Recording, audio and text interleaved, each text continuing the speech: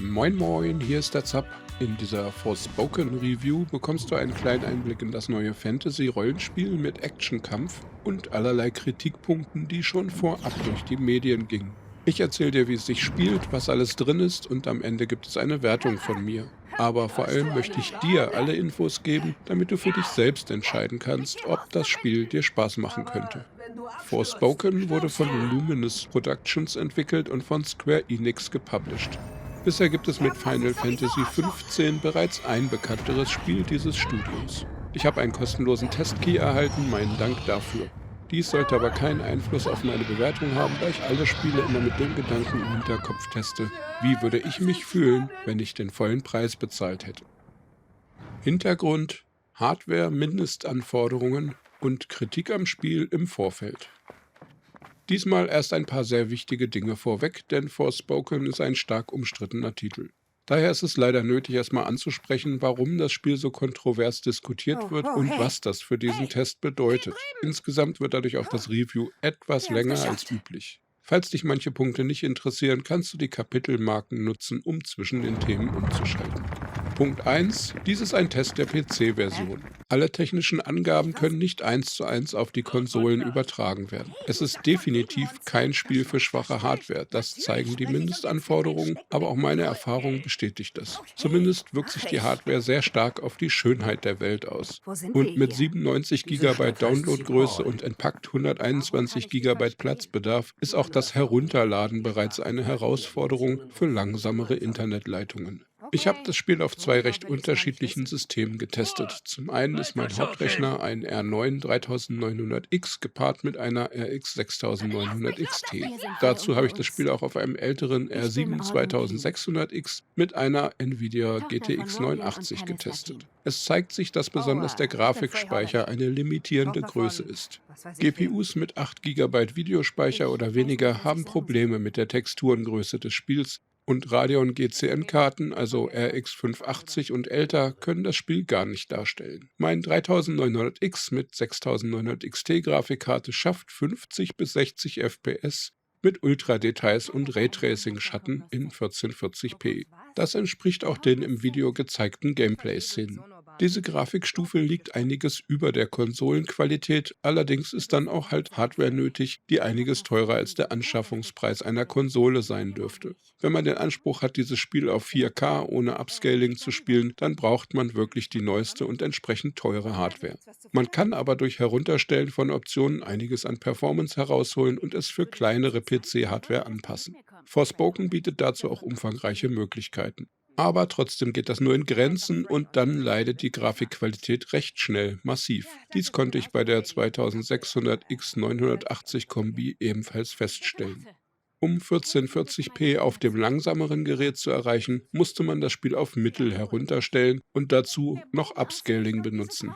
Und dann wird leider manches hübsche Detail eher mal zu Pixelbrei degradiert und garniert mit Matschtexturen. Von den vereinzelten Stellen, die auch mit hohen Details schon nicht so schick sind, rede ich dann lieber erst gar nicht. Dies ist anscheinend auch bei der Konsolenversion der Fall. Hierzu habe ich aber keine eigenen Erfahrungen, beziehe mich deshalb auf ein Analysevideo des englischsprachigen YouTube-Channels Digital Foundry, das ich sehr empfehlen kann. Auf der PS5 wird mit FSR-Upscaling und ohne Raytracing-Schatten gearbeitet, um die Performance halbwegs zu gewährleisten. Enttäuschenderweise stößt die PlayStation 5 dabei wohl an einige technische Grenzen und Forspoken sieht dort dann in vielen Szenen nicht mehr so schön aus. Und natürlich wurden da vorab einige mäßig hübsche Screenshots in der Presse und Social Media herumgezeigt. Aber mehr möchte ich dazu nicht sagen, da ich die Version nicht selbst getestet habe.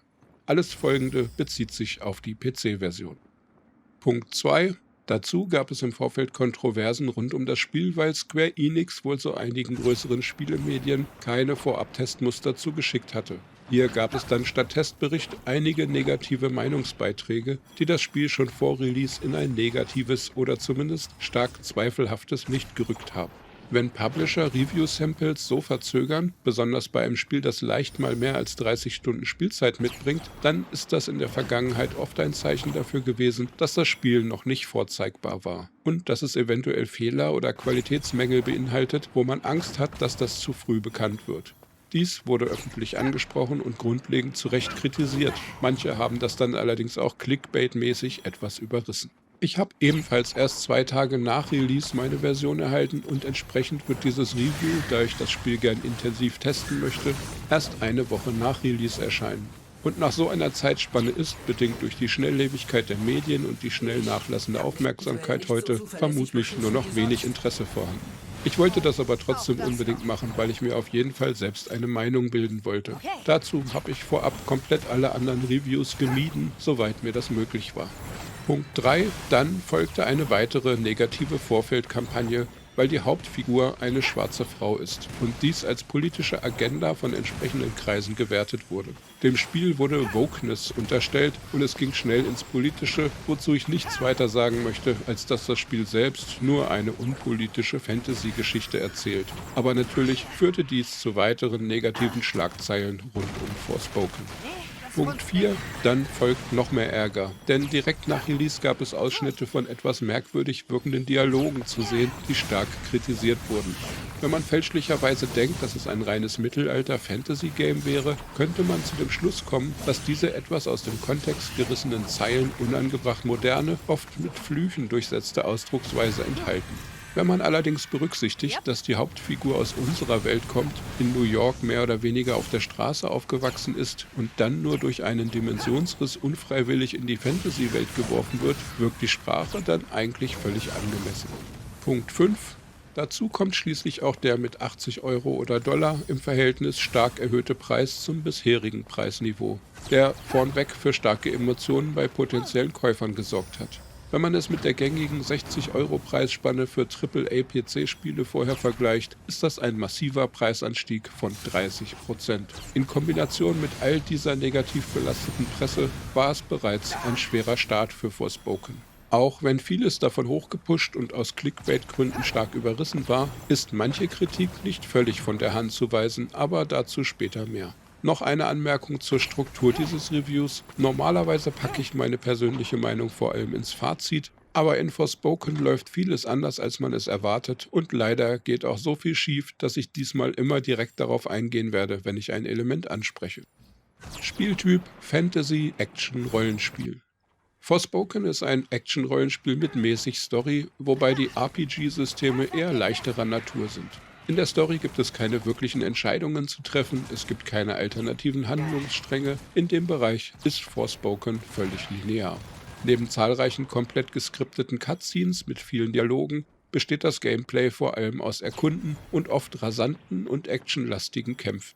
Hier kombinieren wir Freys neu erworbene magische Fähigkeiten als Attacken, gepaart mit ihren sowieso vorhandenen Parcours-Skills, die sie per Magie weiter verstärkt. Es gibt begrenzt Ausrüstung zu finden und diese kann etwas aufgewertet werden, wobei man dann eine Auswahl aus verschiedenen kleinen Stat-Boosts hat.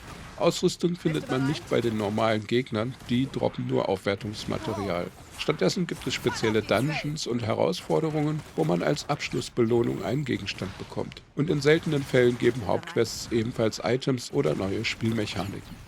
Man bekommt Erfahrungspunkte und steigt in Stufen auf, allerdings sind diese Charakterlevel relativ ungenutzt. Man bekommt beim Levelaufstieg keinerlei besondere Bonuspunkte und auch keine Auswahl, irgendwas zu steigern. Der wichtigste Weg, seinen Charakter zu verbessern, ist Mana. Das gibt es überall in der Welt und man sammelt es, indem man hindurchläuft. Auch als Questbelohnung oder bei Kämpfen gegen stärkere Gegner bekommt man manchmal ein paar Mana dazu. Mana investiert man in eine Art Skillbaum, der sich fast ausschließlich auf Zauber bezieht. Im Fähigkeitenbildschirm kann man sich relativ frei entscheiden, welche Zauber man zuerst möchte. Irgendwann hat man dann aber doch alle, zumindest wenn man sich die Zeit nimmt, die Ecken des Spiels zu erkunden. Gesetzte Mana-Punkte können jederzeit wieder zurückgeholt werden. Ein paar wenige Movement-Skills sind enthalten, die werden aber in Brunnen gefunden. Man sollte sich zu Beginn nicht verwirren lassen, denn es sieht zuerst so aus, als gäbe es sehr viel mehr Mana im Spiel zu bekommen, als man für die vorhandenen Skills überhaupt bräuchte. Aber dann bekommt man plötzlich noch komplett andere Skillbäume aktiviert. In meinem Fall kam der zweite nach mehr als 15 Stunden ins Spiel und das war nicht der letzte. Es gibt weitere Systeme, die unsere Fähigkeiten verbessern, wie magische Runen auf den Fingernägeln, Schreine, die bei Aktivierung Werte verbessern, Oder Herausforderungen, die man an Bücherschränken abholen kann, die man unter anderem in den überall verteilten Ruhehäusern und Gilden findet. Diese skillbezogenen Aufgaben geben beim Erreichen bestimmter Ziele wie „Töte 100 Monster mit einer Attacke gegen ihren Schwachpunkt" einen Boost auf einen Wert oder eine Fähigkeit. Ach ja, man sollte noch erwähnen, dass es manchmal kleine Rätsel im Spiel gibt. Das beschränkt sich aber auf eine Art Schlösserknacken, etwa um Türen oder Kisten zu öffnen. Dabei muss man ein Verschiebekästchen-Minigame lösen, das nur in seltenen Fällen wirklich zum Nachdenken anregt. Alles in allem wird im Rollenspielbereich eher wenig Charakteranpassung geboten. Es gibt zwar viele verschiedene Systeme, die Werte zu verbessern, und man kann zwischen verschiedenen Skills wählen, aber wirklich andere Klassen oder völlig unterschiedliche Spielweisen durch andere Ausrichtungen der Heldin gibt es nicht. In diesem Bereich ist Forspoken also eher flach. Gameplay, Story und Charaktere. Das Storytelling in Forspoken ist ein interessanter Mix aus Fantasy und Realwelt. Man beginnt als Alfred oder Frey, wie sie meist genannt wird, im New York der Jetztzeit. Dort hat die Hauptfigur absolut kein leichtes Leben, und nachdem sie ohne Eltern in Heimen und bei wechselnden Pflegeeltern aufgewachsen war, geriet sie schnell auf die schiefe Bahn und hat allerlei Probleme mit den Gangs ihres Viertels. Irgendwann gerät Frey in die Fantasy-Welt von Assia. Wie, möchte ich hier nicht spoilern. Sie hat einen permanenten Gefährten in Form eines magischen Armreifs, den sie mit Absicht Reif nennt, auch wenn er das nicht mag. Beide stammen aus unterschiedlichen Welten und geraten in Assia in eine Welt, in die sie anscheinend beide nicht gehören. Und beide Charaktere sind durchaus unzufrieden mit ihrer Zwangsgemeinschaft und äußern sich oft sarkastisch darüber und über den jeweils anderen Partner dieser unfreiwilligen Beziehung. Daraus ergeben sich manche Gespräche, die merkwürdig wirken mögen, wenn man sie aus dem Kontext reißt und vielleicht nicht weiß, dass die sprechenden Figuren nicht heimisch sind in dieser mittelalterlichen Fantasy-Welt. Meistens passt es aber zu den Charakteren und den Umständen ihrer Reise. Frey und Reif führen oft Gespräche miteinander über die gerade stattfindenden Ereignisse, und da niemand außer Frey die Stimme des Armreifs hören kann, sorgt das manchmal auch für zusätzliche, schräge Momente, wenn Umstehende auf ihre anscheinenden Selbstgespräche reagieren. Dass sie sich dann oft in Worten ausdrückt, die in ihrer New Yorker Heimat passend wären, sorgt für zusätzliche Ecken und Kanten in den Gesprächen mit den Einheimischen. Insgesamt erinnert mich Reif stark an den sprechenden Totenschädel aus Torment, falls das heute noch jemand kennen sollte. Es gibt allerdings auch einige schräge Punkte in den Gesprächen, die nicht mit dieser besonderen Situation begründet werden können. Und manche Figuren aus Assia sind dann nochmals eine ganz eigene Kategorie von merkwürdig. Und hier schwanken die Texte der Dialoge dann auch zwischen völlig okay, ziemlich schräg, absolut unpassend und manchmal auch leer und leblos. Crafting und Sammeln. In der Welt von Assia finden wir verschiedene Kräuter, allerlei Mineralien und Zutaten, mit denen wir uns Heiltränke brauen oder unsere Ausrüstung etwas aufpeppen können. Dafür gibt es in den sicheren Verstecken Werkbänke. Dort können wir auch die Anzahl der Trankplätze und das Inventory für Material vergrößern. Im Laufe des Spiels lernt Frey noch weitere Möglichkeiten, ihre Fähigkeiten zu verbessern. So verstärken die Tanta, die großen Magierinnen von Assia, ihre Macht mit magischen Runen auf ihren Fingernägeln. Frey lernt dies auch, und wir können dann so weitere Anpassungen der Charakterwerte vornehmen. Es gibt zwar allerlei Möglichkeiten, seine Ausrüstung anzupassen, aber leider ist der Umfang der Veränderungen am Charakter sehr, sehr begrenzt. Daher habe ich auch recht schnell eine Ausrüstungsoptimierung für mich gefunden, die gut funktioniert hat, und danach war das Crafting enttäuschenderweise schnell ausgelutscht. Man kann einfach Unmengen an Material im Spiel sammeln, aber das meiste davon wird gar nicht wirklich gebraucht. Insgesamt bietet dieses Feature zwar eine Menge Sammelmöglichkeiten, aber es wird dann viel zu wenig im Spiel genutzt. Hier hätte man sehr viel mehr draus machen können. Gameplay, Welt und Leveldesign. Die Welt von Forspoken ist in mehrere verschiedene Ebenen unterteilt. Da gibt es zum einen die Städte, dann die Open World und dazu kommen dann noch kleine Dungeons. Es bietet also keine komplette Open World, sondern eine große freie Welt und abgetrennte Bereiche, die man durch Ladebildschirme betritt. Außerhalb der Ortschaften haben wir sehr freie Bewegungsmöglichkeiten. Frey kann durch ihre magisch verstärkten Parkourfähigkeiten nahezu jeden Berg erklimmen, in tiefe Abgründe springen und durch Wasser schwimmen. Die Bewegung macht Spaß, und wenn die Performance stimmt, ist das Gameplay hier auch für mich sehr ansprechend. Bei weitem nicht perfekt, aber absolut interessant und unterhaltsam. Ich denke, dies ist der stärkste Teil des Spiels und auch der, womit man die meiste Zeit verbringt. Die Welt ist sehr zerklüftet und Monstergruppen sowie besondere Orte sind oft wie kleine Farbkleckse in die ansonsten mäßig abwechslungsreiche Welt gesetzt. Das wirkt teilweise okay, aber manchmal auch sehr altbacken, mehr wie ein Rollenspiel aus den 90ern. Immerhin kann Frey mit ihren Parkour-Fähigkeiten diese Landstriche sehr schnell durchqueren. Vergleicht man es allerdings mit Open Worlds modernerer Spiele wie Skyrim, Witcher, Fallout, Cyberpunk, Far Cry und wie sie alle heißen, ist dort das Leveldesign mehr aus einem Guss und es gibt dort auch viel mehr einzigartige Orte. In Forspoken wechseln die Landschaften zwar auch ihre Stile und es gibt überall Kleinigkeiten am Wegesrand, die das Herumreisen abwechslungsreicher und interessanter machen, aber trotzdem ist die Welt stark wiederholend. Und dass man Menschen, mit denen man reden kann, bis auf wenige Ausnahmen fast nur in der Hauptstadt trifft, hilft dem Weltdesign auch nicht. Hier ist es mehr so, dass man immer von einem handgemachten Punkt zum nächsten reist und die Strecke dazwischen ist oft eher uninspiriert und langweilig gestaltet.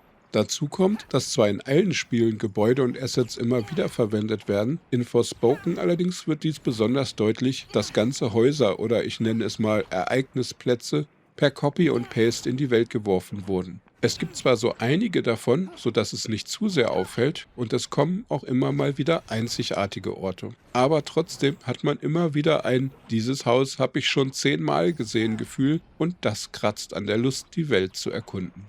Dies wird etwas gemildert durch Fundsachen, die man sammeln kann. Mana-Punkte zum Zaubererlernen, Pflanzen, Erze und viele Kisten sind überall verteilt, sodass man etwas mehr Motivation bekommt, in jede Ecke zu schauen. Allerdings hat man als Erkunder recht schnell die meisten Materialien in solchen Mengen, dass es keinerlei sinnvolle Verwendung dafür im Spiel gibt.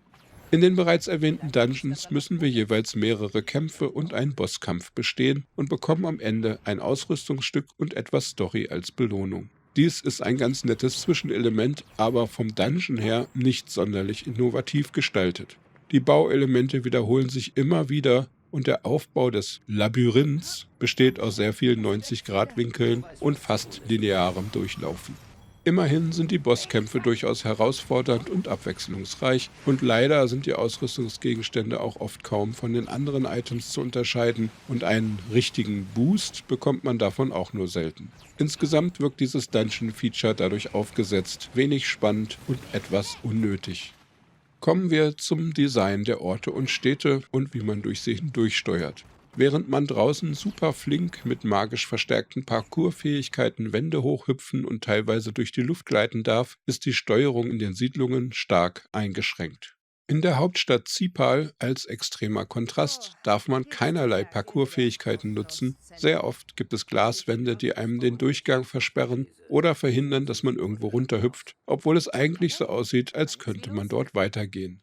Und dann kommen noch Storyabschnitte dazu, wie die Stadtführung durch den Handwerkerlehrling, wo man noch weiter eingeschränkt wird und teilweise nicht mal rennen oder klettern darf. Das wirkt alles sehr unstimmig und macht das Erlebnis in der Hauptstadt für mich zu einem absoluten Tiefpunkt im Spiel. Das wird noch verschlimmert durch das zu sterile und teilweise etwas zu wenig detaillierte Leveldesign. Es soll eine heruntergekommene Stadt darstellen, aber es gibt kaum Müll, Dreck oder mal eine Schlammpfütze. NPCs bewegen sich kaum, stehen nur in Gruppen rum und wenn sie mal was sagen, geben sie meist unbedeutende Einzeiler von sich. Stattdessen besteht Zipal vor allem aus komplett sauberen Steinelementen, die dazu auch noch zumindest teilweise bei den Texturen wenig liebevoll gestaltet sind und sich häufig wiederholen. Es gibt Ecken, besonders die Unterstadt, die sehr schön sind und wo die Leveldesigner sich etwas mehr Mühe gegeben haben. Aber an vielen anderen Stellen war das nicht der Fall und als Gesamtbild wirkt das sehr merkwürdig und zerstückelt. Und es gibt manche Logikfehler, so fragt man sich, welchen Sinn es ergibt, einen riesigen Gefängnisturm zu bauen, der eigentlich nur aus einer ewig langen Wendeltreppe besteht und einer einzigen Gefängniszelle ganz oben. Dieser Turm, genauso wie auch manch andere lieblos gestaltete Bereiche, lassen diese Stadt flach und unglaubwürdig wirken. Gameplay, Action, Combat und Parkour. Ein echtes Highlight im Spiel ist das Kampfsystem. Es ist schnelle Action und erfordert auf Grundeinstellung des Schwierigkeitsgrad Normal bereits einiges an Geschick an Tastatur und Maus oder Gamepad, um sich gegen die Monster mit ihren recht individuellen Attacken zu wehren. Man muss ständig in Bewegung bleiben und je nach Gegner und Spieleinstellung kann so ein Kampf zwischen 10 Sekunden und ein paar Minuten andauern. Oft kämpft man gegen einzelne starke Gegner, aber auch immer wieder gegen Gruppen aus Tieren oder Bruchzombies, meistens 3 bis 5 und manchmal sogar bis zu 50 auf einmal. Dabei ist es gar nicht so leicht, den Überblick über das Schlachtfeld zu behalten. Die Kombination aus zahlreichen Skills und den magisch beschleunigten Parcours- und Ausweichfähigkeiten von Frey erfordert ein bisschen Eingewöhnung und insgesamt wird es oft sehr hektisch auf dem Kampfplatz. Aber wenn Forspoken irgendwas richtig macht, dann sind es in meinen Augen diese Kämpfe. Hier hatte ich viel Spaß, es ist teilweise schwer und herausfordernd, aber nur sehr selten unfair und mit genügend Übung kann man die meisten Kämpfe gut schaffen. Würde das Spiel nur diesen oder höhere Schwierigkeitsgrade anbieten, wäre das Kämpfen sicher nur etwas für echte Action-Fans, Gamepad-Spezialisten oder WASD-Akrobaten. Aber da Forspoken hier eine umfangreiche Palette an Anpassungsmöglichkeiten anbietet, ist der Kampf für jeden Spielertyp anpassbar, was es jedem und jeder ermöglicht, das eigene Balancing zwischen Herausforderung und Spaß zu finden. Wenn man später mehrere Magieschulen freigeschaltet hat, ergeben sich ganz enorme Kombinationsmöglichkeiten. Und jeder einzelne Skill kann auch noch aufgewertet werden, was neben dem Skill auch die Gesamtkraft verstärkt. Das fand ich sehr motivierend. Die Bedienung der vielen Skills erfordert allerdings etwas Fingergeschick. Optisch ist der Kampf fast immer etwas fürs Auge. Auf hohen Details greift die Grafik-Engine so richtig tief in die Effektfeuerwerkkiste. Und so frustrierend Forspoken teilweise in anderen Bereichen war, waren es diese Kämpfe, die für mich den Spielspaß aufrecht gehalten haben, sodass ich weiterspielen wollte. Und das Erkunden der Welt mit den Parcoursfähigkeiten ist ein weiterer dicker Pluspunkt. Essia ist ein enorm zerklüftetes Land, hohe Berge, tiefe Täler, schroffe Felskanten und eine Menge Steinsäulen sorgen dafür, dass man Freys besondere Renn- und Hüpfmöglichkeiten sehr oft braucht. Es gibt viele versteckte Ressourcen, Schatzkisten und besondere Orte, die man nur mit aufwendigeren Hüpfpassagen erreichen kann. Und mir hat auch das Spaß gemacht. Ich bin sonst kein Jump-and-Run-Fan, aber diese Form des 3D-Freestyle-Parcours mit sprichwörtlichen Schatzkisten-Karotten vor der Nase hat mich irgendwie angesprochen und dann doch erstaunlich gut motiviert und unterhalten. Aber das ist natürlich Geschmackssache, wie so vieles. Technik, Grafik, Sound, Engine, Übersetzung. Forspoken wurde in der hauseigenen Luminous Engine entwickelt. Diese ist grundsätzlich in der Lage, sehr hübsche Landschaften und auch Stadtszenen darzustellen. Allerdings braucht sie dafür wohl vor allem Raytracing-Effekte, um die Beleuchtung ordentlich rüberzubringen. Mit Raytracing bekam Forspoken ein angenehmes Licht- und Schattenspiel. Aber ohne sieht es leider an vielen Stellen platt und irgendwie falsch ausgeleuchtet aus. Daher ist es auf schwächerer Hardware und wohl auch auf den Konsolen nicht so schön anzusehen, wie es sein sollte. Kombiniert mit der stark uneinheitlichen Qualität im Leveldesign sorgt das für manche Ecke im Spiel, die nicht so wirklich gut aussieht.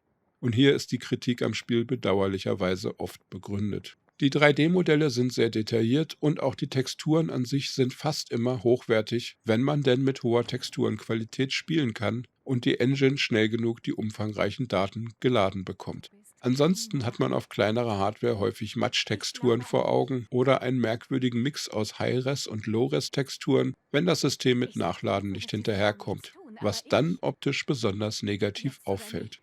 Forspoken bietet gerade hierfür eine neue und sehr besondere Technik, um die umfangreichen Daten in den Speicher zu schaufeln, nämlich Direct Storage. Grob umrissen muss das Programm nun keine Anfragen mehr an die CPU stellen, um die Texturen und Modelle dann von Laufwerk über CPU-Arbeitsspeicher irgendwann zum VRAM der GPU zu transportieren, sondern die Grafikkarte bekommt direkten Zugang zum Laufwerk. Das klappt einigermaßen mit HDDs und SATA-SSDs, aber bei NVMe-SSDs trumpft diese Technik richtig auf. Und wenn Direct Storage funktioniert, dann ist das sehr beeindruckend.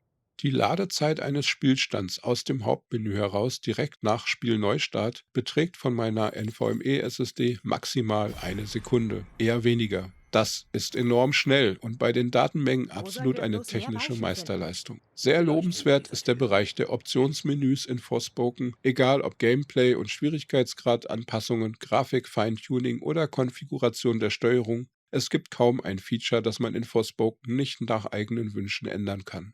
Dies ermöglicht es allen Spielertypen, Forspoken zu spielen, vom Action-Hardcore-Fan bis zum Easy-Peasy-Relax-Gamer. Und durch die Unterstützung von unterschiedlichsten Eingabegeräten und die umfangreiche Konfigurierbarkeit der Steuerung sollte auch für Spielerinnen mit körperlichen Einschränkungen alles anpassbar sein.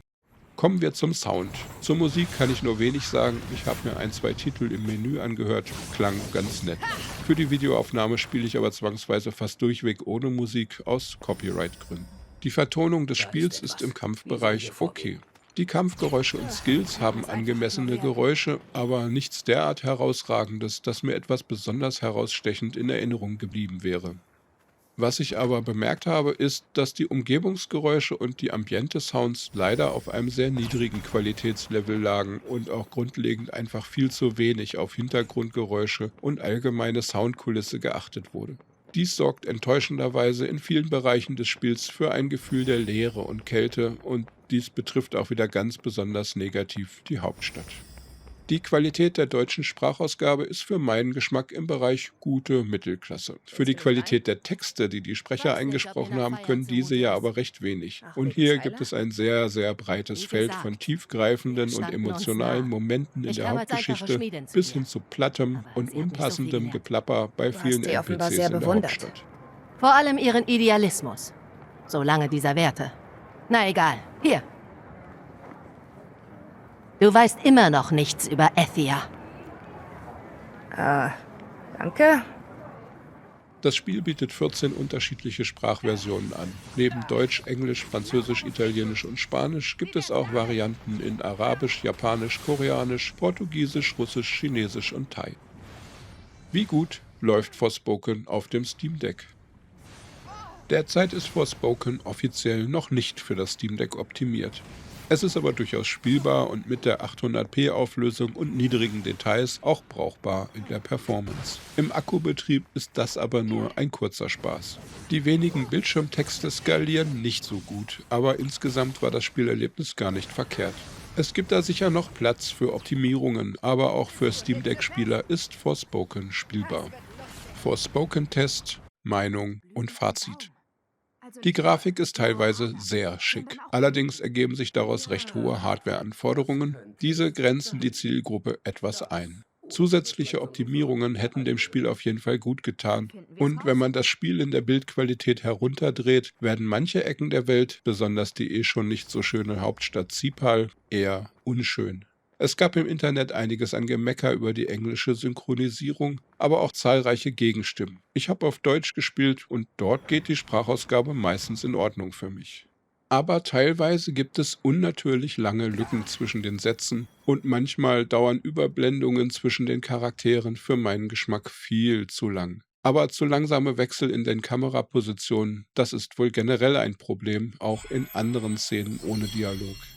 Es gibt kaum sanfte Transitionen, sondern sehr oft wird hart auf einen schwarzen Bildschirm gewechselt, dann manchmal noch auf einen Zwischenbildschirm mit einer Texteinblendung, dann wieder zu schwarz und von dort erst in eine neue Szene. Auch wird die Bewegung dabei meistens eingeschränkt und man kann diese Sequenzen nicht überspringen. So steht man rum und wartet darauf, dass der Ablauf aus Dialog, Umblenden und eventuell Einblendungen dazwischen endlich abgeschlossen ist. Das ist für das sogenannte Pacing des Spiels, also das Gefühl, wie flüssig der Spielablauf ist, absolut nicht hilfreich. Abseits davon ist vieles an den kritisierten Textpassagen aus der Besonderheit der beteiligten Charaktere begründet. Die beiden Hauptfiguren wirken nicht aus dieser Welt, weil sie es halt nicht sind. Und die Reaktion der NPCs auf Rays anscheinende Selbstgespräche sorgt für weitere Verwirrungen, wenn man die Hintergründe nicht kennt. Mit Kenntnis der Story ergibt aber vieles davon einen Sinn, nur halt bei Weitem nicht alles. Und an vielen Stellen ist die Kritik auch völlig berechtigt, denn das Storytelling und die Relevanz der Texte, die die NPCs von sich geben, ist leider häufig nur gering. Und wenn sie dann wieder recht belanglosen Kram daherquatschen, wünscht man sich besonders oft, man könnte den Dialog überspringen. Manche Mini-Episoden mit NPCs und auch Gespräche mit Ralph oder sogar in den Hauptstory-Abschnitten sind wirklich merkwürdig. Manchmal bekommt man eine der seltenen Gelegenheiten, mit Ralph wichtige Ereignisse zu diskutieren und er gibt nur leere Sprüche von sich. Manchmal bieten die Leute in der Stadt Gesprächsoptionen an, es ist aber nur klischeelastiges Geplapper. Und noch schlimmer, sie behalten die Ausrufezeichenmarkierung und wenn man sich nicht genau merkt, wen man schon angesprochen hat, muss man den gleichen Text eventuell später nochmal über sich ergehen lassen. Und das meine ich leider, wie ich es sage, es ist manchmal wirklich anstrengend und nicht unterhaltsam, mit den NPCs zu sprechen, weil die Texte so belanglos sind. Das hat insgesamt auch einen sehr negativen Effekt auf das Gefühl, das man von der Stadt bekommt. Es wirkt einfach nicht immersiv und wie eine Stadt, mehr wie eine hohle und kalte Kulissenstaffage. Kommen wir zu etwas völlig anderem, was mir negativ aufgefallen ist. Es gibt eine Collectors Edition und es gab einen Vorbestellerbonus. Daraus bekommt man 3 Items direkt am Start: einen Umhang, eine Variante für die magischen Nagellackstile und eine Kette. Beide Kleidungsstücke sehen für meinen Geschmack zwar einigermaßen schick, aber völlig unpassend aus. Es sind futuristische RGB-Neon-Kleidungsstücke, die auch noch permanent die Farbe wechseln. Das ergibt weder für die Fantasy-Welt noch für Freys eigentlicher Heimat Sinn. Hier hat man sich völlig im Stil vergriffen oder vielleicht ein bereits fertiges Objekt aus einem Sci-Fi-Projekt recycelt, ich weiß es nicht. Aber es passt einfach nicht ins Spiel. RGB-Farbwechsel mag den Geschmack mancher treffen, meinen aber nicht. Dummerweise geben diese beiden Gegenstände einen mittelstarken Wertevorteil gegenüber den Sachen, die man anfangs im Spiel findet, sodass ich sie trotzdem sehr lange getragen habe, auch wenn ich auf die Optik lieber verzichtet hätte. Und dass man dafür, dass man vorbestellt, tatsächlich Spielvorteile bekommt, neben zusätzlichen optischen Charakteranpassungen, völlig abgesehen, wie unpassend sie sind, finde ich eine sehr schlechte Wahl der Spieldesigner. Leider bekam ich teilweise den Eindruck, dass die Entwickler einen Plan aufgestellt haben für das Spiel, welche Features sie hineinbringen wollen. Und dann hat man dies rigoros abgearbeitet. Manche Dinge wurden mehr schlecht als recht ins Spiel integriert, scheinbar einfach nur, um den entsprechenden Punkt auf dieser Liste abzuhaken. Dungeons, langweilig, aber check. Crafting, unausgegoren, aber check. Kräuter sammeln, unnötig, aber check. Du verstehst, was ich meine, oder? Und neben dem echt tollen Kampf und der schicken Grafik ergibt dies bedauerlicherweise ein Gefühl, das ich am ehesten beschreiben kann mit 1995 wäre es ein echt tolles RPG gewesen. Nur die Konkurrenz hat seitdem sehr viel mehr dazugelernt in Sachen Storytelling, Questdesign, Leveldesign mit Environmental Storytelling und vielen weiteren Punkten, die moderne RPGs etwa von CD Projekt Red oder Larian Studios sehr viel besser hinbekommen. Und als absoluter Knackpunkt für ein Spiel, das neben einigen starken Momenten auch noch eine Menge Schwächen beinhaltet, ist der Preis zu hoch. Viele Publisher sind derzeit dabei, den Preis für ihre AAA-Titel auf 70 Euro oder Dollar anzuheben. Vermutlich ist das, bedingt durch die Inflation und damit den gesunkenen Wert unseres Geldes, auch irgendwo halbwegs begründbar. Dass Square Enix aber nun genau bei Forspoken den Preis auf nicht nur 70, sondern sogar 80 Euro oder Dollar erhöht, ist aber ein bitterer Schlag für Rollenspielfans. Und es wirkt bei einem Spiel, das bei Release noch so einige Probleme und allerlei Bereiche hat, die nicht richtig fertig gestaltet wurden, umso gravierender.